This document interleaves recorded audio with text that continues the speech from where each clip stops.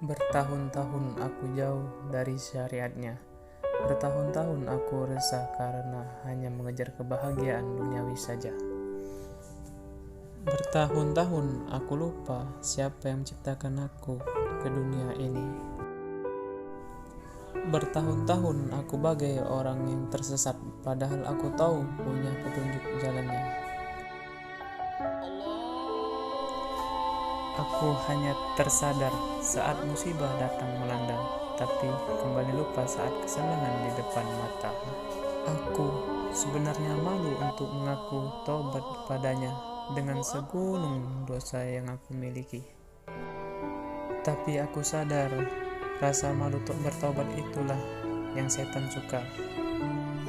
Maka meski sudah ribuan jalan yang aku tempuh dengan gelimang dosa, tapi Allah cukup memberi satu jalan untuk kembali padanya, yaitu hijrah.